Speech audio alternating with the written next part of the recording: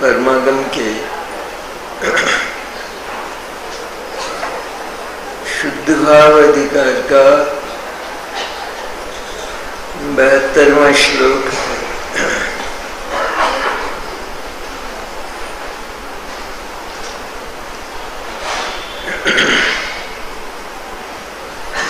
मधुर है श्लोक, बहुत मधुर है, मीठा है। सुनते समय अगर मिठास न लगे तो समझना चाहिए कि मुंह पहले से ही कड़वा है।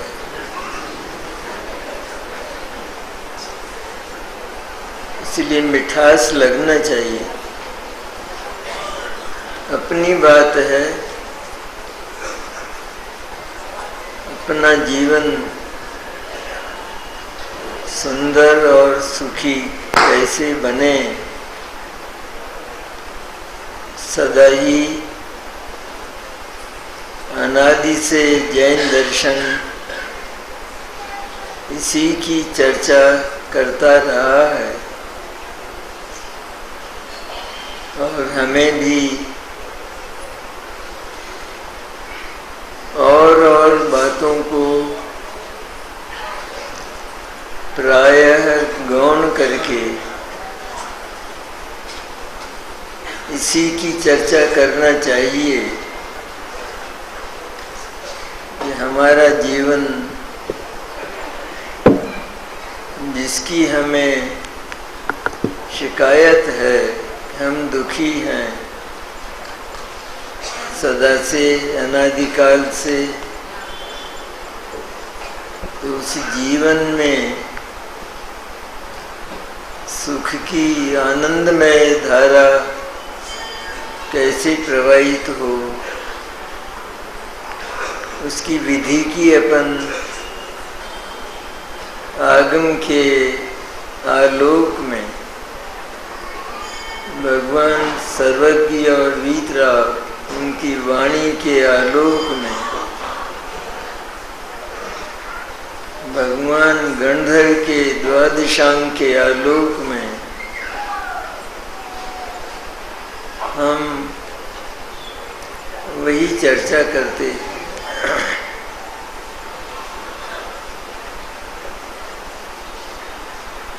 क्योंकि जगत में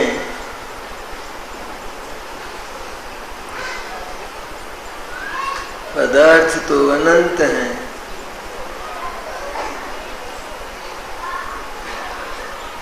अज्ञानी को यह एक बड़ी समस्या लगती है। अनंत पदार्थों के इस झमेले में कि जो निरंतर मेरे कष्ट के कारण है, ऐसा अज्ञानी मानता रहा, उनके बीच मैं सुखी कैसे हो सकता हूँ। तब भगवान सर्वज्ञ परमात्मा तो एक ही बार में उसका समाधान करके उसे आश्वस्त कर देते हैं। व्यर्थ की शिकायत क्यों करता है? आज तक अनंत विश्व में किसी ने तुझे छुआ तक नहीं। बिगाड़ और सुधार की बात तो काफी दूर चली जाती है। कोई इष्ट अनिष्ट और साधक और बाधक नहीं है ही नहीं, है ही नहीं, 100% नहीं।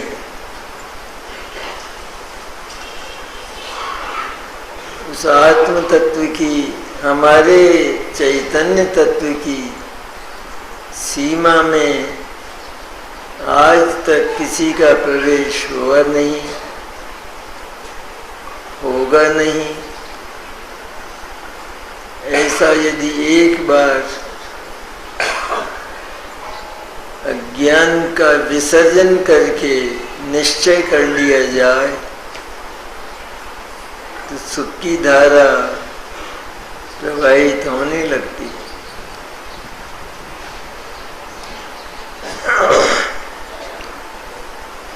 यहाँ पहले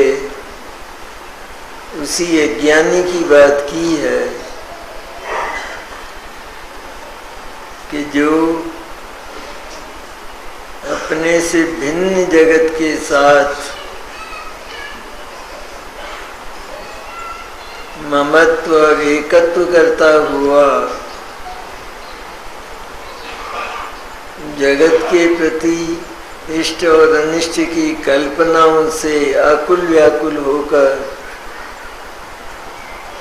निरंतर दुखी रहता है, उस अज्ञानी की चर्चा बहुत संक्षेप में आचार्य ने की। क्या करता है वो? निरंतर मिथ्या दृष्टि जिसको कहते हैं, वो मिथ्या दृष्टि जीव का जीवन प्रति समय कैसा होता है उसका चित्रण आचार्य ने किया कि उस मिथ्या दृष्टि का जो जीव तत्व है, चैतन्य तत्व है, वो तो नितांत शुद्ध और शाश्वत है। सभी जीवों का ऐसा है। तो जो अज्ञानी इस तरह की शिकायत करता है, उन अज्ञानियों को आचार्य कहते हैं कि जो सुरक्षित तुम्हारा जीवन तत्व, चैतन्य तत्व है, ध्रुव, अविनाशी और अनंत वैभवशाली, दरिद्री नहीं। जैन कभी दरिद्री होता ही नहीं। जो दरिद्रता का अनुभव करता है वो जैन नहीं।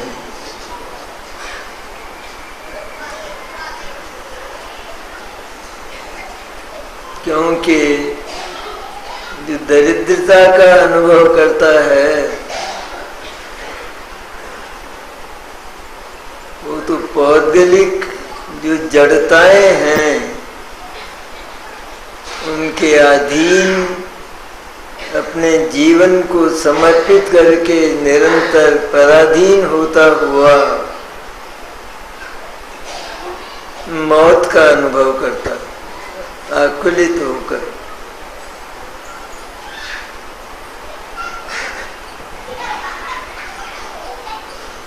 यहाँ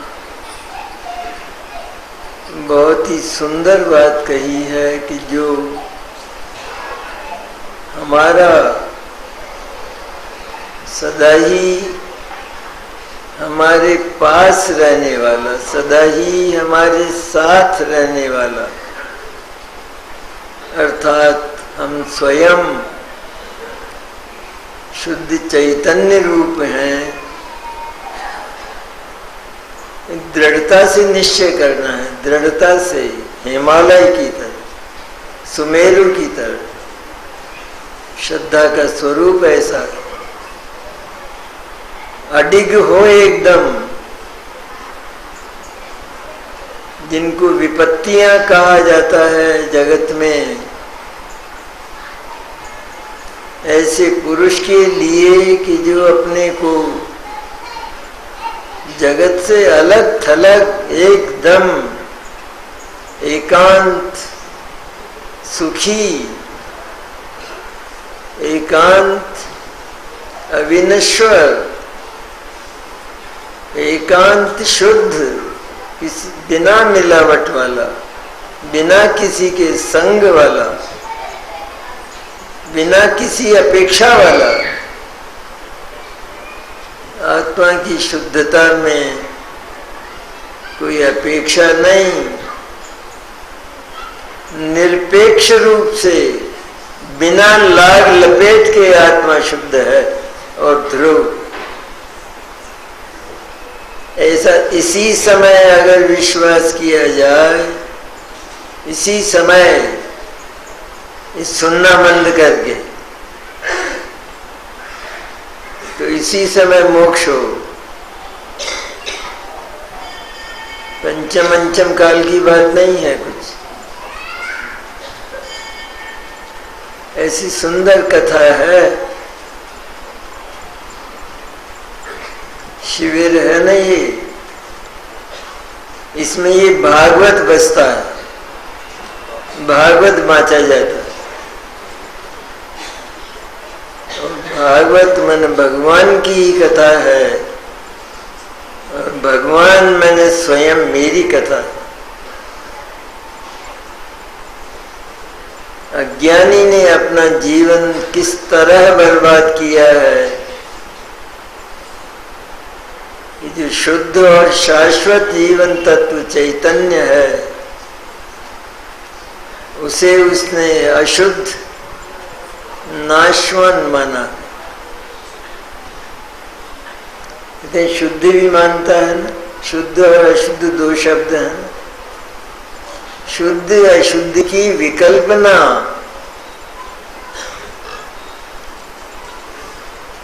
मैं शुद्ध भी हूं और मैं अशुद्ध भी हूं, मैं ध्रुव भी हूं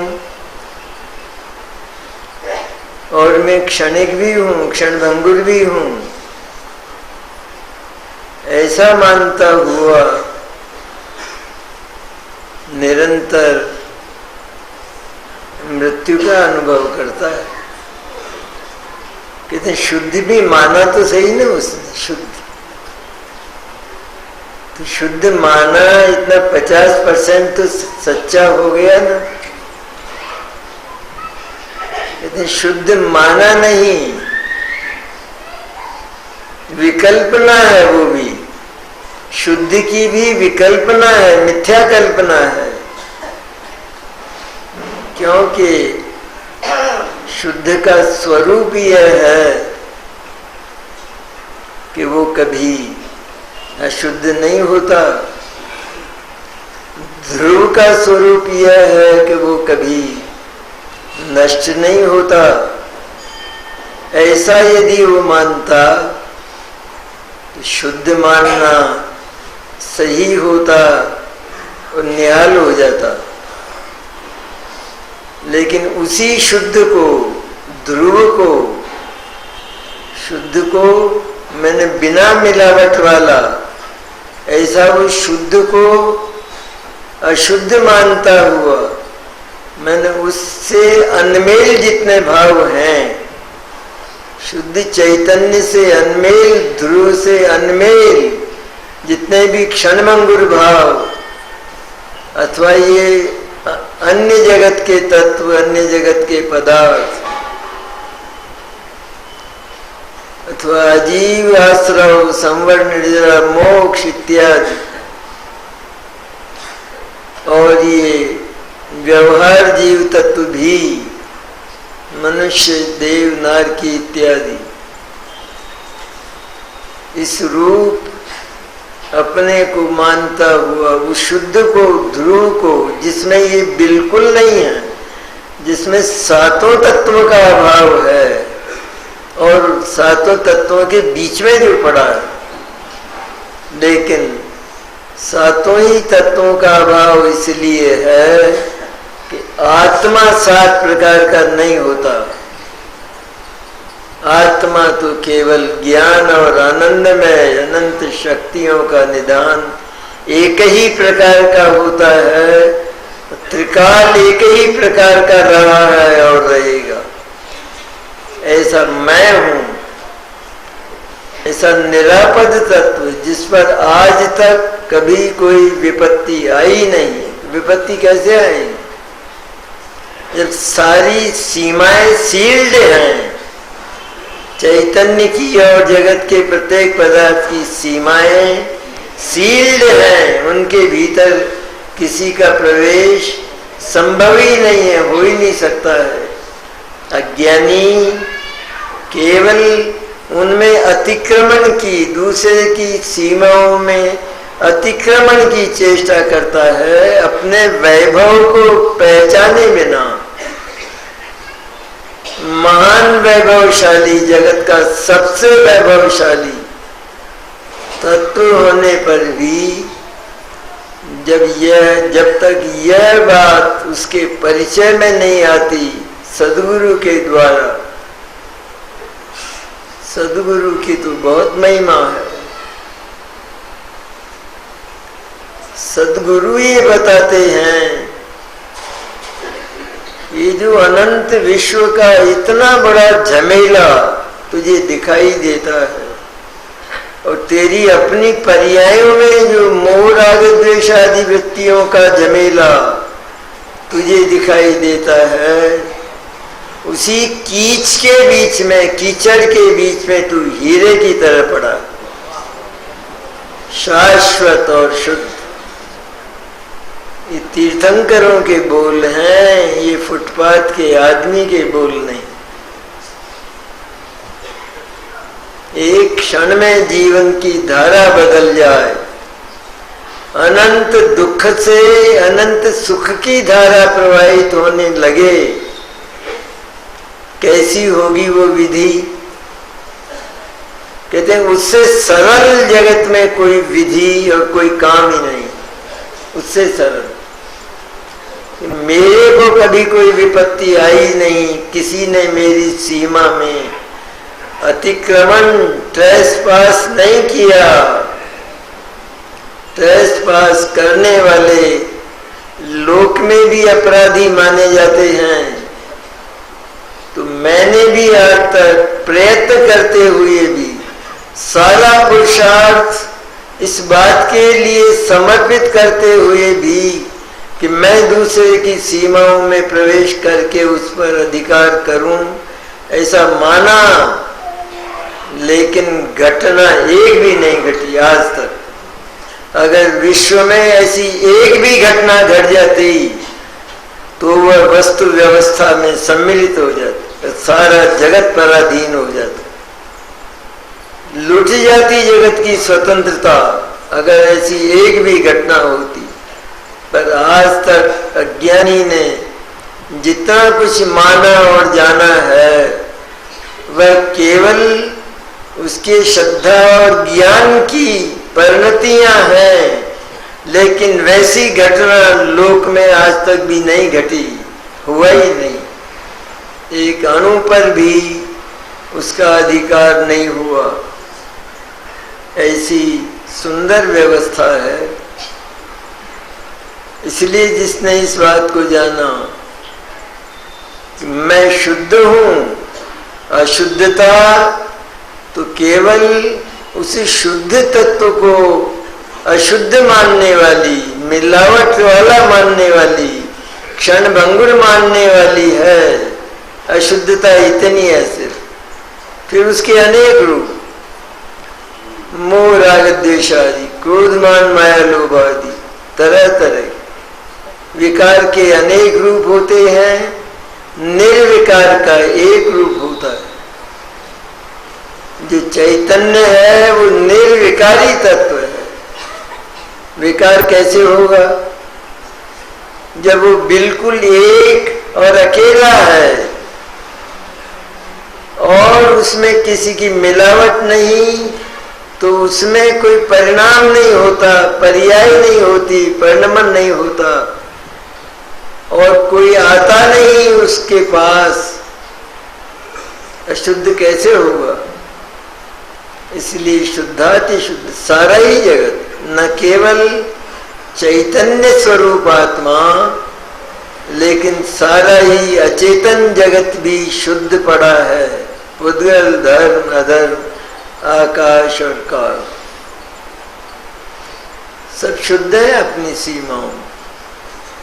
ये जो अशुद्धता की कल्पना है, विकल्पना, विपरीत कल्पना, मिथ्या कल्पना, जो इस तरह त्रिकाल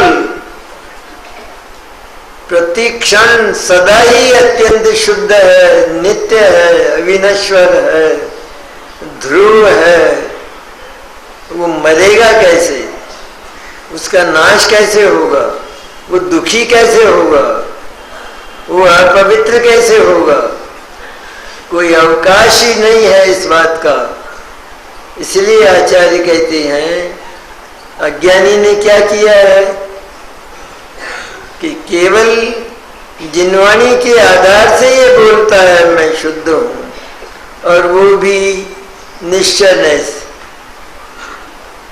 निश्चय नैस का उस शुद्ध आत्मा से क्या लेना देना है? जो शुद्ध चैतन्य है वो तो निश्चय नय से भी पार है, और व्यवहार नय से तो पार है ही से। उसको क्या है उससे?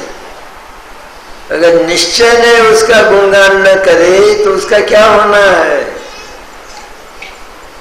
और जो मिथ्या ज्ञान है वो उसका अपवाद करता है, गालियां देता है, उसकी इज्जत लुटाता है, तो उसका क्या होता है?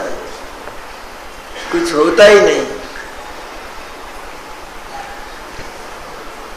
एक कोई अरबपति आदमी हो और उसके दरवाजे की दीवार पर किसी ने ये लिख दिया इनका दिवाला निकल गया है, तो क्या होगा? निकल गया दिवाला, दिवाला निकल गया है, उसको मिटा दो, समाप्त हो जाएगा। कुछ हुआ नहीं, लिखने पर भी कुछ नहीं हुआ। इसी तरह जो शुद्ध चैतन्य है शाश्वत सदा, वह अशुद्ध हो गया है। झूठ है ये बात, 100% झूठ है, मिथ्या है। अज्ञानी ये मानता है कि ये जो मानता हूं ना मैं कि आत्मा अशुद्ध भी है, जिनवाणी के अनुसार कहता है, जिनवाणी के अनुसार कि आत्मा अशुद्ध भी है, तो ये वो आत्मा के संबंध में कहता है, वो पर्याय के लिए नहीं बोलता है। होता ये सब पर्याय में है। आत्मा अशुद्ध भी है, ये पर्याय बोलती है, मिथ्या ज्ञान की पर्याय। आत्मा शुद्ध ही है, शुद्ध है, ये भी मिथ्या ज्ञान की पर्याय ने बोला विकल्पना में। पर पर्याय का विषय वो शुद्ध चैतन्य बनाया है उसने, इसलिए एक बार उसको शुद्ध कहकर और उस पर्याय को उसमें मिलाकर, शुद्ध चैतन्य में अपनी कल्पना में मिलाकर, मैं तो अशुद्ध भी हूं क्योंकि मैं ऐसा मानता हूं, मैं मोही रागी द्वेषी हूं। इस तरह पर्याय को नहीं पर उस द्रव्य को ही एक ओर से शुद्ध और दूसरी ओर से मोही रागी द्वेषी, इस तरह मानता हुआ सदा ही अज्ञानी मिथ्या दृष्टि बना रहता है और भाव मरण किया करता है प्रति समय। तो कहते हैं वो पर्याय को मानता हो तो कि ये घटना पर्याय में होती है। अशुद्ध मानने की जो बात है तो वो आत्मा अशुद्ध नहीं माना उसने, लेकिन पर्याय उसको अशुद्ध कहती है, अशुद्ध मानती है। अगर ऐसा हो, इतना ज्ञान उसमें हो, तो वो तो सम्यक ज्ञान हो जाएगा कि ये अशुद्धता पर्याय तक सीमित है। अगर उसने ऐसा जान लिया तो उसने कोई बात शेष रखी है कि पर्याय में अशुद्धता है, इसका अर्थ यह है कि कुछ और बाकी है। और वो पूरा का पूरा परमात्म तत्व बाकी है, शुद्ध चैतन्य बाकी है। उसको स्वीकार कर लिया उसने, और उसका परिचय होते ही, शुद्ध चैतन्य का ज्ञान होते ही वो शुद्धता और उसको अशुद्ध मानने वाली पर्याय, इन दो में से किसको मैं मानूं, ये प्रश्न खड़ा हो जाता है उसके सामने। सद्गुरु का उपदेश एक क्षण में उसका समाधान करता है। ये जो कल्पना से, मिथ्या कल्पना से उत्पन्न हुई पर्याय है, इसको तू क्या करेगा? ये तो नितांत झूठी और मिथ्या है, विश्वास करने लायक, श्रद्धा करने लायक नहीं है। एक और ये अत्यंत विकारी है, मैली है, और दूसरी ओर ये क्षणभंगुर है। क्या करेगा तू इसको? इसलिए इससे पार, इसके बिना ये उसमें कभी जाती ही नहीं। ऐसा तू एक ध्रुव, अविनाशी और शुद्ध चैतन्य है, ऐसा सद्गुरु ने जहां बताया, तत्काल बात समझ में आती। तो क्या करेंगे इसमें? अरे झूठ बोलने वाली जो पर्याय है, जिसने मिथ्या ही मिथ्या वादन किया है अनादिकाल से, उसका क्या विश्वास किया जाए? लोक में भी झूठे व्यक्ति का विश्वास नहीं किया जाता। हम अपनी इन मिथ्या पर्यायों का निरंतर विश्वास करते रहे। क्षणभंगुर पर्यायों का विश्वास, क्या विश्वास किया? ये विश्वास कि मैं नित्य तो हूं लेकिन अनित्य भी हूं, मैं सुखी तो हूं लेकिन मैं दुखी भी हूं। इस तरह जो वास्तविक है, सुख वास्तविक है, दुख काल्पनिक है, दुख कल्पना से उत्पन्न हुआ है। उस कल्पना से उत्पन्न हुए दुख को क्या करेगा? रात्रि को स्वप्न में अगर किसी ने 20 मंजिल का मकान भी बना लिया तो प्रातःकाल क्या होगा? उस मकान को वहां ढूंढने जाएगा या नहीं? कहते कुछ नहीं हुआ, ही नहीं कुछ। इसी तरह चाहे कितनी ही अशुद्धता की कल्पनाएं, विकल्पनाएं चली हों, शुद्ध चैतन्य तो हिला भी नहीं, स्खलित नहीं हुआ। ऐसा जब जाना तो जो मिथ्या मानने वाली पर्याय है श्रद्धा की, ज्ञान की, वो तो घबरा गई और एकदम शुद्ध चैतन्य की ओर उसकी दिशा गई। क्षणभंगुर पर्याय से मुड़कर तो देखा कि अरे मैंने तो प्रति समय इस मृत्यु से रहित ध्रुव और अविनश्वर तत्व में मृत्यु का अनुभव में निरंतर करता रहा। यहां तो मौत का नाम निशान ही नहीं है।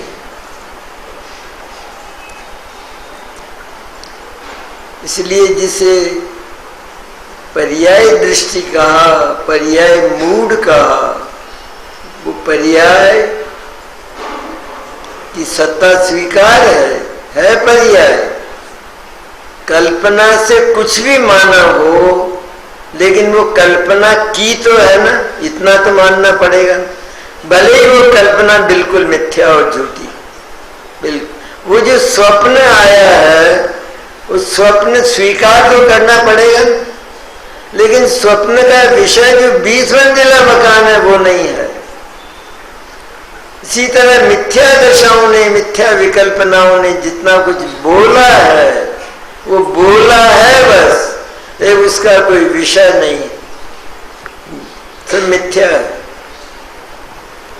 इसलिए विकारी पर्याय की बात काफी की हमने। निर्विकारी पर्याय का क्या हो? प्रथम तो निर्विकारी पर्याय वर्तमान में है ही नहीं, और वर्तमान से प्रारंभ करना है, अज्ञान दशा से ही प्रारंभ करना है। पर मिलना चाहिए कृपालु सद्गुरु, उनके समागम के बिना, उनकी देशना के बिना जो मार्ग हम भूले हैं, तो सही मार्ग का दर्शन नहीं होगा। इसलिए गुरु की तो बहुत महिमा है, लेकिन गुरु तो कहकर चले जाते हैं, तुझे मानना हो तो अभी स्वीकार कर ले इसी समय। तो विकारी पर्याय, उसमें तो भयंकर विकार, सब मिथ्या ही मिथ्या। इतना पड़ा हुआ होने पर भी जो निर्विकारी पर्याय का भी जन्म नहीं हुआ, लेकिन निर्विकारी पर्याय का आगे जब जन्म होगा तो इससे तो उस निर्विकारी पर्याय से भी क्षणभंगुर होने के कारण अभी से संन्यास ले लिया है।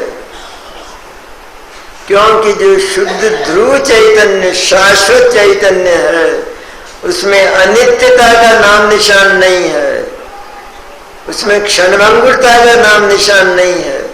इसलिए जितना भी विकार और क्षणभंगुरता है, उस क्षणभंगुरता से अहम तोड़कर, क्योंकि इसने यही माना है, श्रद्धा का काम ही ये रहा कि जितनी भी विकारी दशा हुई तो वो आत्मा को एक और तो इसने शुद्ध कहा, तो शुद्ध तो कहा, माना अशुद्ध है वास्तव, शुद्ध तो कहता है केवल, लेकिन अशुद्ध माना है, विनाशिक माना है, और बिना क्षणभंगुर पर्याय जितना अपने आप को माना।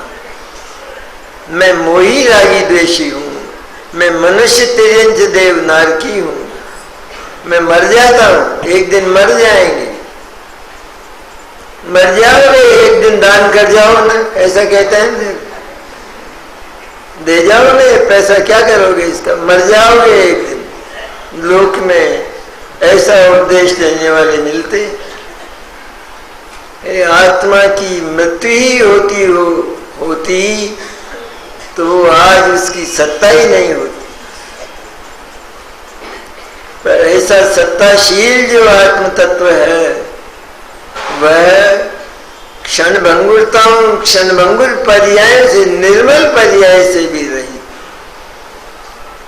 उसके प्रति भी जिसका अहम नहीं, विकारी समुदाय को भी जिसने अब अहम देना समाप्त कर दिया है। मैं निर्विकारी शाश्वत तत्व हूं। इस तरह निर्मल पर्याय का भी जहां कोई लिहाज नहीं, लिहाज किसका करे? ये तो वस्तु व्यवस्था है, इसमें लिहाज की बात नहीं है। और पर्याय के प्रति जो अहम टूटा है, ममत्व टूटा है, उसमें पर्याय के प्रति कोई द्वेष पैदा नहीं हुआ है। पर्याय की सत्ता स्वीकार नहीं करता हो ऐसा नहीं है, पर्याय की सत्ता स्वीकार करता हुआ और उस पर्याय से रागी द्वेषी नहीं होता हुआ, चाहे विकारी पर्याय हो अथवा निर्विकारी पर्याय हो, ये पर्याय मेरे काम की नहीं है ऐसा जानकर उससे द्वेष करे तो वो वितराग कैसे होगा? क्या जैन धर्म द्वेष करना सिखाता है? अरे पर्याय का स्वरूप ही ऐसा है और सुंदर है, वो क्षणभंगुर ही है, वो होना चाहिए। और उसका काम क्या है? केवल पर्याय का एक क्षण के लिए आती है और वो अपना परिचय देकर चली जाती। अब उसके दो रूप, एक तो अपना परिचय गलत देती है, एक पर्याय अपना परिचय सही देती है। जो गलत देती है उसका नाम मिथ्या दर्शन, जो सही परिचय देती है उसका नाम सम्यक दर्शन। इतना सा तो काम है उसका, वो तो मौन पड़ा है। शुद्ध चैतन्य तो निष्क्रिय, अकर्ता, कुछ करना नहीं। पर्याय का कर्ता तो है ही नहीं वो शुद्ध चैतन्य, लेकिन पर्याय का ज्ञाता भी नहीं।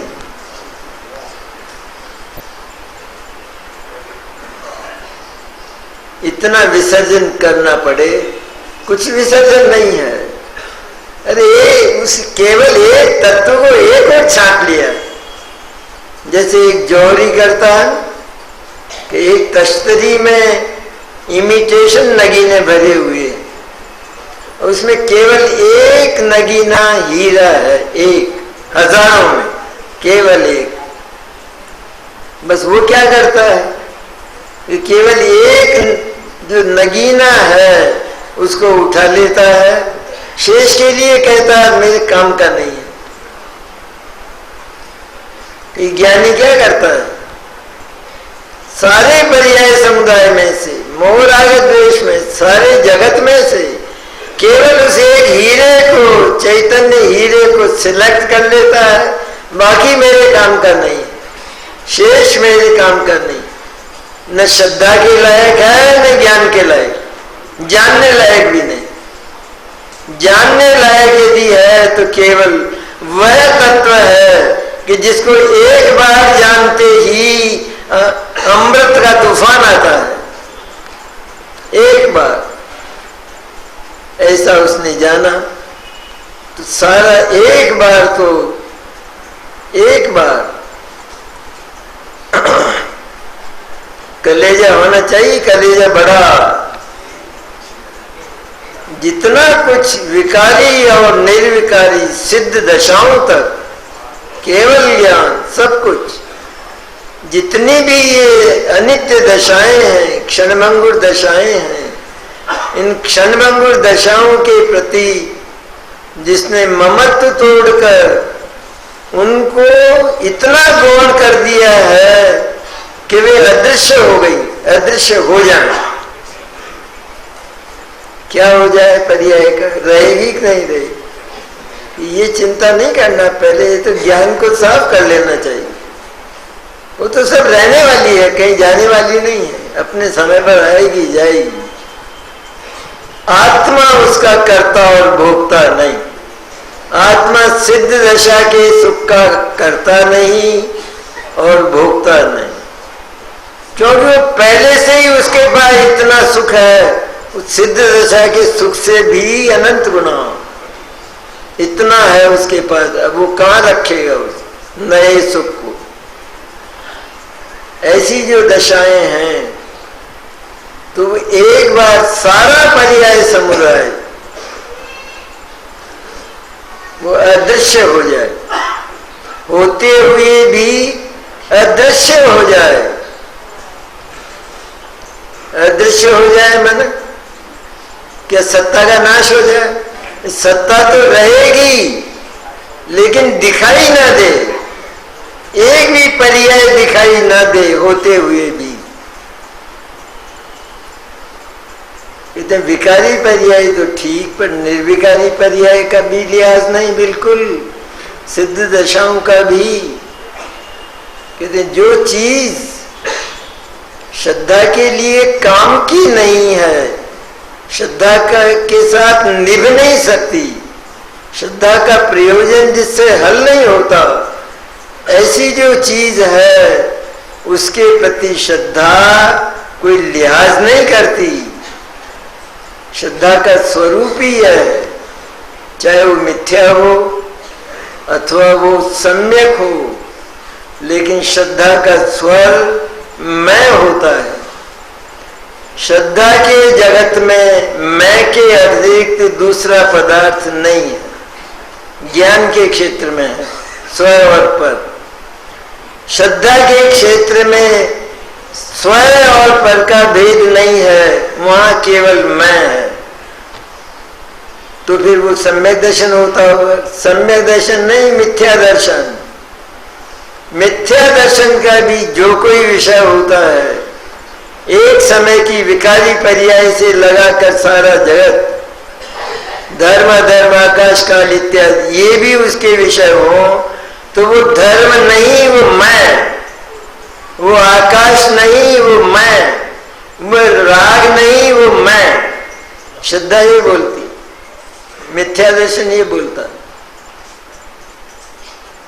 और जिस समय सद्बोध हुआ, ज्ञान सही हुआ, अज्ञान दशा से ही सब शुरू हुआ, अज्ञान ने करवट ली, तब सही बोलने लगा कि सचमुच पर्याय का इतना बड़ा समुदाय है, पर पर्याय से मोह तोड़ने पर, ममत्व तोड़ने पर, एकत्व तोड़ने पर, अहम तोड़ने से पर्याय का ही मंगल होता है। पर्याय सौभाग्यवती हो जाती, अब तक विधवा थी वो। पर्याय से जितना प्रेम किया जाता है, उतना ही पर्याय का पतन होकर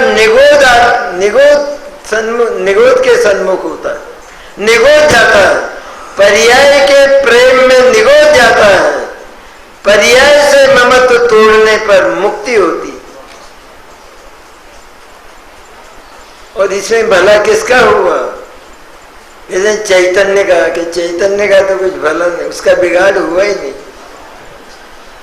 वो तो तत्व ही ऐसा फौलादी है कि उसमें कभी होने नाम की कोई घटना घटने वाली है ही नहीं। ऐसा जो अद्भुत चैतन्य तत्व है, घर में होता है ना, जैसे विकारी पर्याय है, ऐसे घर में कपूत बेटा है जो धन का नाश करता है। तो वो होते हुए भी, घर में रहते हुए भी, क्या हमारा उसके प्रति ममत्व होता है? या मन में ये होता है कि ये कब घर से निकले?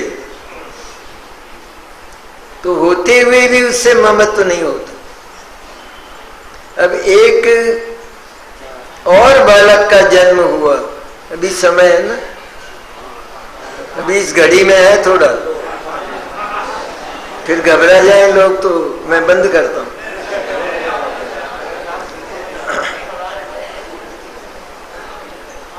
तो एक बालक पैदा हुआ और उस बालक का जो भाग्य है वो ज्योतिषी को दिखाया गया।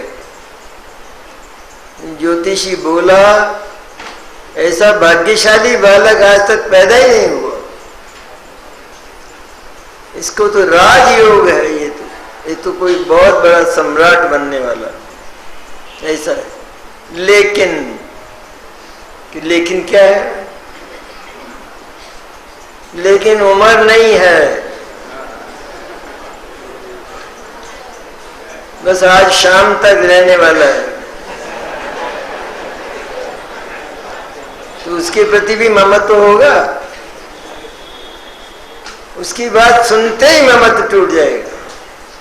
तो दोनों कपूत और सपूत, इधर मोह राग द्वेष की दशा, उधर केवल ज्ञान और सिद्ध दशाएं, उनका राजयोग हो, लेकिन श्रद्धा को कुछ नहीं चाहिए। उसने तो संन्यास ले लिया, इसलिए उसका मैं शुद्ध चैतन्य है केवल, और एकदम ना हो, अभ्यास करना चाहिए। अभ्यास तब होता है जब हम ये मान लें भीतर से कि मेरे चैतन्य के अतिरिक्त जितने भी जगत में बाहर काम हो रहे हैं, इनका कर्ता, इनका करने वाला मैं नहीं, इनके फल को भोगने वाला मैं नहीं। इस तरह संपूर्ण पर्याय समुदाय, संपूर्ण जगत और अपना सारा पर्याय समुदाय, पर्याय भी जिस समय होनी है होगी, मैं उसका लाने वाला नहीं, तो मैं उसको वापिस करने वाला भी नहीं। ऐसा जिसने जाना तो वो एकमात्र मैं तो शुद्ध जीवास्तिका है, सुखमय और आनंदमय तत्व हूं, ऐसा विकल्प में उसने निर्धारित किया, ज्ञान के विकल्प, राग के में नहीं। राग का साथ चलता है शुभ राग इसमें, लेकिन ज्ञान के विकल्प के द्वारा अज्ञान दशा में सद्गुरु का हाथ जब मस्तक पर आया तब उसने ये निश्चय किया कुछ नहीं जगत में, क्योंकि श्री गुरु ने ये कहा जितना कुछ दिखाई देता है ये तेरे से बाहर, उसमें अणुमात्र भी तेरा नहीं है, और तेरा जो मूल जो तत्व है, तेरी जो सत्ता है और तू जो स्वयं है वो इस देह के भीतर अजर और अमर बैठा हुआ है। ये वाक्य, ये वचन जब सुने तो निर्भय हो गया, निश्चिंत हो गया, तेरा मरण नहीं है, निर्भय हो गया। तो ऐसी निर्भयता, ये जगत जिसको विपत्तियां कहता है, व्याधियां कहता है, उपाधियां कहता है, उनके बीच में विकल्प दशा में ये निर्भयता पैदा हो जाती। जब ये जान लिया कि आज तक जगत में किसी ने मेरा कोई बिगाड़ किया ही नहीं और कोई मुझे सहयोग करने वाला, उपकार करने वाला, मेरा हित करने वाला, मुझे सहायता करने वाला आज तक पैदा नहीं हुआ, मैं बिल्कुल अकेला ही पूर्ण हूं और कभी जिसका नाश होने वाला नहीं है, ऐसा अमरता की अमराइयों में केलियां करने वाला मैं शुद्ध चैतन्य हूं। ये जिसने जाना तो वो प्रयोग करके देखे हम अभी इस जीवन में ही कि वो कितना निर्भय हो जाता। किसी ने कुछ कहा, कह दिया, कुछ भी कह दिया, तुम मर जाओगे, अथवा गालियां दी, कुछ भी कहा, तो जो अज्ञानी है वो तो तिल मिला जाएगा, विह्वल हो जाएगा। और जिसने ज्ञानी के ये वचन सुने हैं, सद्गुरु के, गुरुदेव जैसे महापुरुष के वचन जिसने सुने हैं, गुरुदेव का क्या कहा जाए, बात आ जाती है। अरे युग श्रेष्ठाद हैं गुरुदेव, युगांतरकारी पुरुष हुए हैं। जगत में जो बात जिनवाणी में होते हुए भी सुरक्षित थी, लेकिन किसी के ज्ञान में नहीं थी, जिसका अभाव था, ऐसे शुद्ध चैतन्य की घोषणा करने वाला इस युग में यदि कोई पुरुष हुआ तो गुरुदेव चित्तानंद।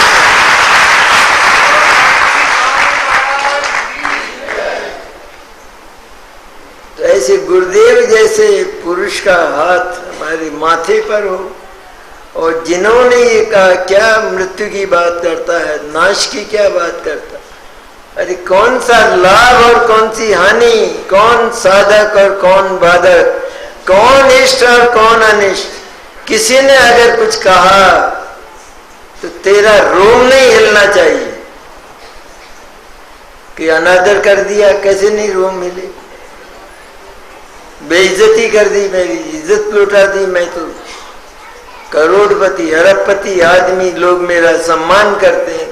कहते मूर्ख है तू, मूर्खाधिराज है, न सम्मान न अपमान। अरे जो चैतन्य शाश्वत है, स्वयं अपनी अनंत प्रतिष्ठा को लेकर जो बैठा है, जिसकी प्रतिष्ठा को मैं हानि करने वाला, उसको चुनौती देने वाला आज तक कोई पैदा नहीं हुआ, ऐसा तत्व तू है। ऐसा जिसने जाना वो तो कहता है ये बेचारा क्यों कष्ट पाता है, मुझे इतनी बातें कह, ये मेरे लगती तो नहीं है, इसका एक भी शब्द मेरे तक आता ही नहीं, छूता ही नहीं, मैं विचार भी क्यों करूं कि ये मेरे को कुछ कह रहा। मेरे को किसी ने आज तक कुछ कहा ही नहीं और न कहने वाला है। कोई आज तक बिगाड़ किया ही नहीं किसी ने।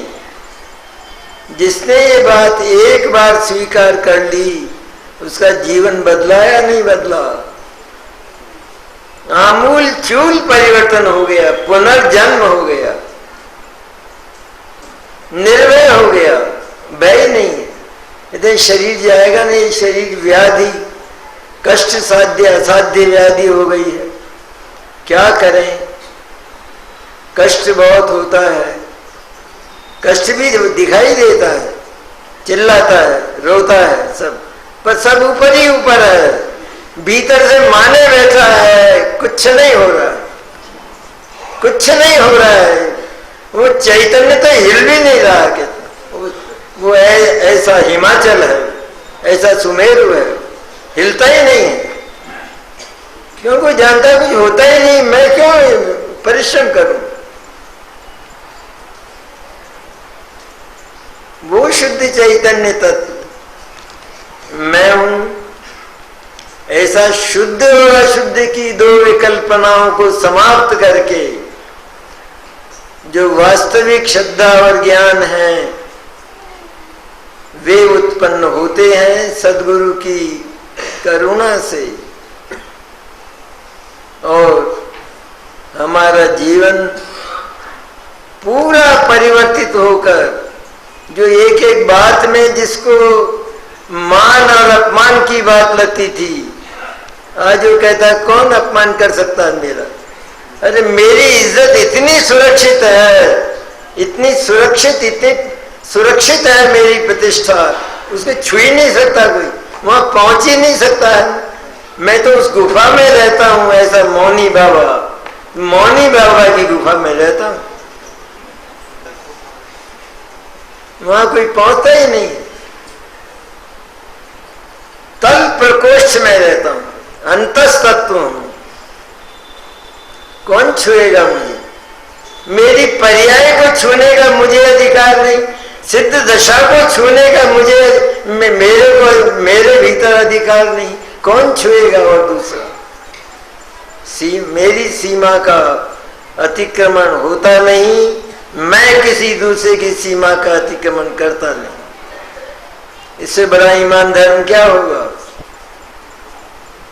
ऐसा शांत और प्रशांत तत्व, आत्म तत्व, चैतन्य तत्व मैं हूं, जिसने ऐसा निश्चय किया उसका जीवन धन्य हो गया।